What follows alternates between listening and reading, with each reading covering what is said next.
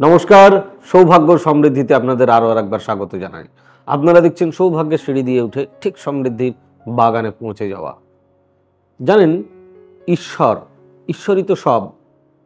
ঈশ্বরকে, ঘুমন্ত ঈশ্বরকে, মানে ঘুমিয়ে যাওয়া ঈশ্বরকে কিভাবে আপনি জাগাবেন, কিভাবে জাগ্রত করবেন, তার জন্য কিছু পদ্ধতি। মানে আমরা যখন পৃথিবীতে এসেছি তখন ঈশ্বরের কৃপায় এসেছি, তার দয়াতে এসেছি, তার করুণাতে এসেছি। তাহলে আমরা প্রত্যেক দিন আমাদের নিজেদের যা কাজ করি, সেই কাজ আমাদের নিজেদের স্বার্থে করি। ঠিক সেরকম আপনি যেরকম সকালবেলা ঘুম থেকে উঠে ব্রাশ করেন, সেটা নিজের স্বার্থে। ঠিক সেরকম যদি আপনি আপনার পরিবারের কাউকে সময় না দেন, তাহলে সে বিরক্ত হয়, আস্তে আস্তে রিলেশন খারাপ হয়। ঠিক সেরকম ঈশ্বরকে যদি আপনি সময় না দেন, মানে যিনি পাঠিয়েছেন তাকেই যদি ভুলে যান, তাহলে কিন্তু জীবনে চরম চরম অন্ধকার নেমে আসতে পারে। আমাদের একটা বাজে অভ্যাস আছে, কি জানেন? সেটা হচ্ছে যখনই কোনো পরীক্ষার রেজাল্ট বেরোবে, চাকরির পরীক্ষা, ফাইনাল ইন্টারভিউ, ব্যবসাতে বড় কোনো ডিল যখনই আসে, যখনই মনে ভয় আসে, তখন আমাদের ঈশ্বরের কথা মনে আসে। ঈশ্বরকে গিয়ে কি বলি আমরা? এ ঠাকুর, তুমি এটা করে দাও, তোমাকে এটা দেবো। আপনি আমি দেওয়ার মালিককে, তাই না? তিনিই তো সব। যেটা দিতে পারেন সেটা দিন, যেটা দিলে সত্যি সত্যি আপনার কাছে আশিস, গুড লাক নেমে আসবে। এই গুড লাকটা মারাত্মক বেশি ইম্পর্ট্যান্ট।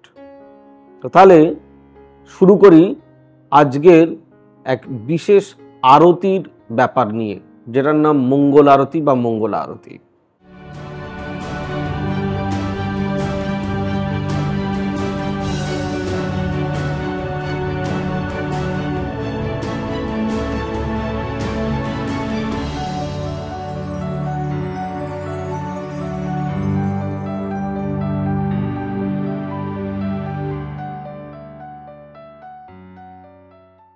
মঙ্গল আরতির মাধ্যমে ঘুমন্ত ভগবানকে জাগ্রত করে তুলুন।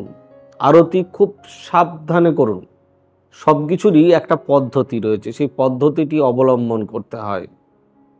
পূজা আরতির নিয়ম, ধর্মীয় বিশ্বাস আছে এবং সকাল সন্ধ্যা পূজা আরতি করলে ঘরে সুখ, শান্তি ও আশীর্বাদ আসে, ব্লেসিংস, যেটার কথা বলছিলাম। আরতি 7 প্রকার: মঙ্গল আরতি, পূজা আরতি, শৃঙ্গার আরতি, ভোগ আরতি, ধূপ আরতি, সন্ধ্যা আরতি এবং ঘুমের আরতি, অর্থাৎ যখন শয়ন দিতে হয়। সকালে মঙ্গল আরতি বা মঙ্গলা আরতি করা হয়। দেবদেবীর পূজা শেষে কি আরতি করা হয়? পূজা আরতি। পূজা আরতির আগে শৃঙ্গার আরতি করতে হয়, সেটাই প্রথা আছে। এরপর ভোগ ও ধূপ আরতি হয়। এরপর কি হয়? এরপর সন্ধ্যাবেলা আমরা ঠাকুরকে সন্ধ্যারতি দিই। এই সন্ধ্যারতি দেয়া হয়। আর শেষবার কি হয়? শয়ন আরতি। এবারে মঙ্গল আরতির কিছু গুরুত্ব আপনাদেরকে না বললে নয়। মঙ্গল আরতির মাধ্যমে ঘুমন্ত ভগবানকে জাগ্রত করুন। তাই এই আরতি খুব সাবধানে করা উচিত। এই আরতিটি ছোট এবং এই আরতিতে অনেক বাদ্যযন্ত্র কিন্তু নেই, খুব ছোট্ট আরতি। এই আরতির পর কোনো কোনো স্থানে ভগবানকে জল নিবেদন করা হয়। এটা ধর্মীয় বিশ্বাস, যে ঈশ্বর ঘুম থেকে উঠলে তিনি জল খাবেন, তার তৃষ্ণা লাগে। কিছু জায়গায় এই আরতি শুরু হয় কখন? এই আরতি শুরু হয় শৃঙ্গারের ধ্বনি দিয়ে বা শঙ্খের ধ্বনি দিয়ে। এই আরতির পরে মন্দির চত্বরে ধূপ প্রদীপ সুবাসিত হয়। যদিও এই আরতি সব জায়গায় হয় এটা মানে ঠিক 3টে থেকে 5টার মধ্যে, কিন্তু কিছু কিছু জায়গায় এই আরতি হয় সকাল 6টা পর্যন্ত। কোনো না কোনো দেবী বা দেবতার মূর্তির সামনে পূজা করা হয়, যেটিতে গুড়, ঘি, ধূপ এবং তারপরে হলুদ, কুমকুম, প্রদীপ, ধূপকাঠি এইসব দিয়ে পুজো করার পর দেবতার এই আরতি করা হয়। পূজায় সকল দেবদেবীর প্রশংসা করা হয়, তাই পূজা আরতির কিছু নিয়ম রয়েছে। ঈশ্বরকে সুসজ্জিত করা মানে সজ্জিত করা এবং তাকে নিবেদন করা, এটা একটা ভীষণ ইম্পর্টেন্ট কাজ, এটা মাথায় রাখতে হবে আপনাদের। প্রতি পুজোর পর আরতি কেন গুরুত্বপূর্ণ? আরতি ঈশ্বরের আশীর্বাদ পাওয়ার সর্বোত্তম উপায় হিসাবে নির্ধারিত বা বিবেচিত করা হয়। আরতি দিয়ে যে কোনো পূজা শেষ করার অর্থ হলো এখন পূজা শেষ এবং আমরা ঈশ্বরের কাছে মঙ্গল কামনাতে যাচ্ছি। শুধু তাই নয়, আরতি ব্যক্তির আত্মবিশ্বাস বাড়াতে সাহায্য করে, সেলফ কনফিডেন্স। যদি আপনি নিজে কোনো কিছুতে কনফিডেন্ট না হন, তাহলে আপনি সেটাতে এগোবেন কি করে? সম্ভব না। আবৃত্তি করার সঠিক উপায় কি জানেন? সনাতন ধর্মেও ভগবানের আরতি করার উপায় বর্ণনা করা হয়েছে, তবে সেগুলো খুব মাথায় রেখে চলতে হয়। তবে সবাই তাদের ভক্তি অনুসারে পূজা এবং আরতি তার আরাধনা করে থাকেন। যে কোনো দেবতার সামনে ঘড়ির কাঁটার দিকে বৃত্তাকার গতিতে আরতি করা হয়। আগে শুরু করতে হয় চরণ থেকে, তারপরে প্রথমত কি করতে হয়, আরতি করার সময় প্রদীপটি 4টে দিক, 4 দিক থেকে এরকমভাবে ঘোরাতে হয়। তারপর ঈশ্বরের নাভির কাছে 2বার আরতি করুন, মনে রাখবেন। তারপর 7বার ভগবানের মুখের কাছে আরতি করুন। আরতিতে শঙ্খ বা ঘণ্টা এগুলো বাজানোর বিশেষ গুরুত্ব রয়েছে, এটা মাথায় রাখবেন।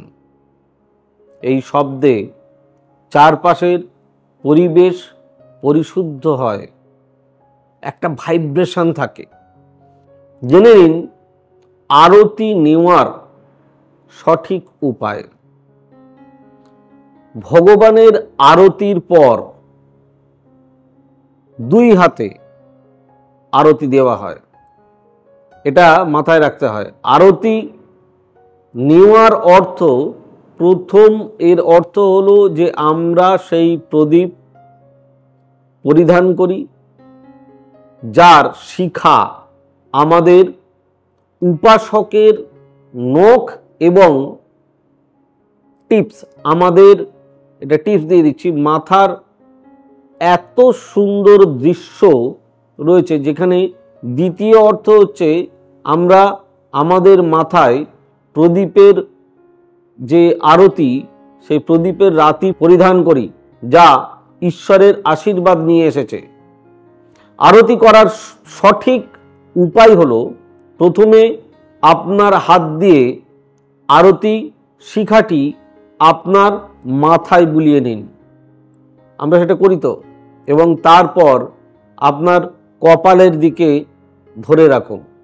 এতে করে কি হবে, এনার্জি ঢুকবে, আমাদের গুড লাক ঢুকবে, ব্যাড লাক চলে যাবে। পুজোর সময় ঘি প্রদীপ জ্বালানোর উপকারিতা, দেশি ঘি প্রদীপ জ্বালালে মানে সেই যে পরিবেশ উপস্থিত অনুবিকৃত জীবাণু এই সবগুলো সব ধ্বংস হয়ে যায়, যেগুলো সব আণুবীক্ষণিক সব জীবাণু রয়েছে সেগুলো সব ধ্বংস হয়ে যায়, যার ফলে এটি ইতিবাচক পরিবেশ তৈরি করে। মানুষের স্বাস্থ্যের জন্য ভীষণ উপকারী, তাই দেবদেবীর সামনে দেশি ঘিয়ের প্রদীপ জ্বালানোর বিধান রয়েছে।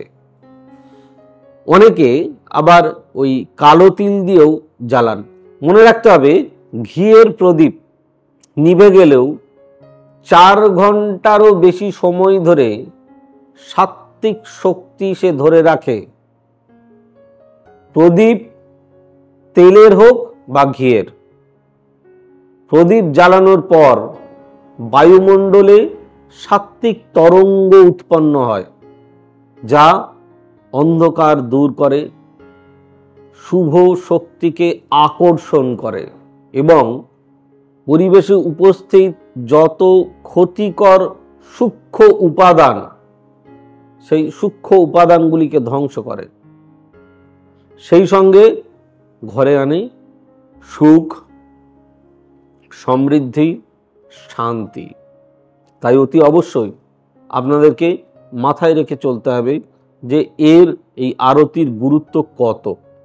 যদি আপনাদের ভিডিওটি ভালো লেগে থাকে তাহলে অতি অবশ্যই লাইক, শেয়ার, কমেন্ট করতে ভুলবেন না।